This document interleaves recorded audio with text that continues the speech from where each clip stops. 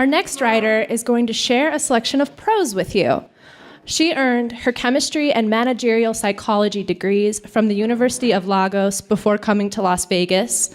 Self-professed foodie, someone I consider a genuine badass and overall fan favorite. Please help me welcome Funke Ogundimu.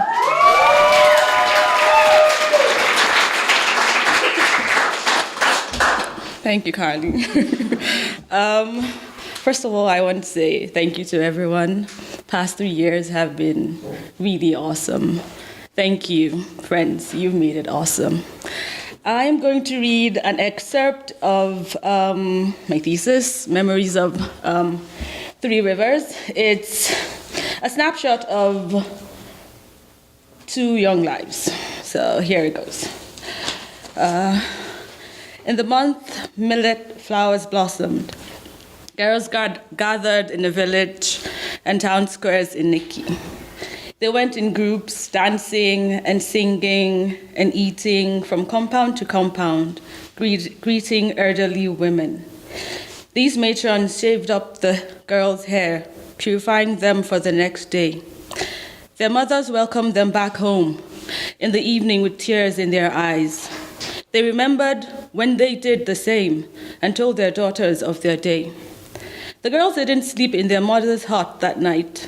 The mothers stood at the door of their huts, and their eyes followed the girls into the huts of their paternal aunts. The next morning, the girls danced in the village square in a big wobbly circle, throwing up red dust. The Sinburobu, a group of old women, pushed into the circle and snatched the girls, one by one, into a hut. The last girl in the circle kept dancing. She danced in a circle, drawn by the feet of the girls taken before her. Her body tensed each time the girl next to her disappeared into the hut, and she heard their cries, sometimes muffled, sometimes piercing. When her time came, she wasn't dragged. The old women were tired. The Sinburobu who came for her panted. They drew her into the hut gently. She entered the hut with her head bent. She lay on a mat, and her legs were thrown open by a woman whose stall leaned on her mother's stall in the market. Another one pried her lips open and gave her food so she wouldn't faint. Another one dipped her head into the girl's legs. Her insides received an incision, and it bled. The last girl's cry was muffled.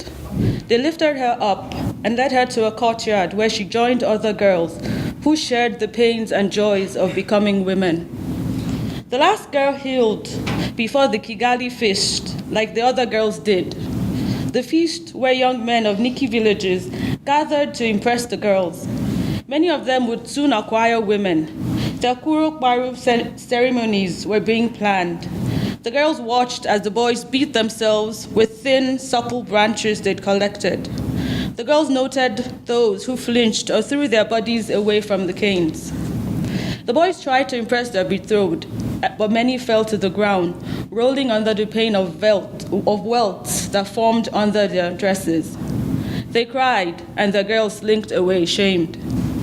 Puro ceremonies formed alliances between 2 families who had a lot to gain from the union of their children. The last girl's fiancé came from the Boro clan. They were renowned hunters. She passed by his farm on her way to the stream every morning.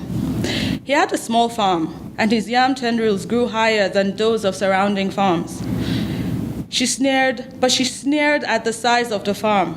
It was much smaller than that of her father and uncles. But she liked his lean torso, covered now with red-streaked welts. His eyes stayed for long on the last girl, and his friends converged on him. They beat him and he fell, but not once did he utter a groan. He got up and received more canes, silently. The last boy looked about him, and no other boy caned him. The last girl sold shea butter in the markets at Nikki. She kept the butter cool in calabashes filled with water.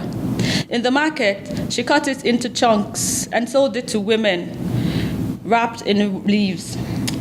Hers was highly sought after. She didn't mix it with animal fat, it didn't have a rancid smell, and it kept well. Anakari, the young delegate to the king at Nikki, checked on her daily at the market, regaling her with stories of the splendor of the king's palace. She pretended not to be interested in his tales, but she loved his attention. She told him, "The market women said the king and Nikki might be sick. The council had failed to hold in 3 weeks." He said, "That is true. It is whispered that the king's disgruntled older brother, Suni, tried to kill him." Then he thought better of what he said and laughed. "Pay no attention to what I say. My words slip off my tongue today." When the men of the last boy's compound went on long hunting expeditions into the rugged slopes of the plateau or the patches of rainforest in the east, the last boy's arrows fell on many antelopes. He brought some game to the last girl's compound, and he boasted he would kill an elephant soon. When she saw him in the village, she walked by him and smiled to the ground, even though 2 days ago he had been in her compound to help her maternal uncle store his yams in the barn. The last boy also helped build a new hut for her grand uncle. From afar, the last girl watched him heap banco clay near the reach of the men building. The women of the last girl's compound teased her whenever the last boy came around. She stayed out of his way and tried to face her many tasks. Women are busy during the dry season, she told herself. He would make a good husband, one of her last girl's paternal aunts said. Yes, another one said. Her paternal uncle chose well. The last boy's uncles and cousins were also soldiers. Their poisoned arrows kept invaders out of Nikki. They took turns camping at one of the many rocky outcrops that dotted Ibariba land. The last boy had gone on sentry duties many times too, and he looked forward to fighting a battle. The Ibariba knew that the king at Oyo looked towards Nikki, her warriors readied for war. Last girl kept what Anakari said inside her.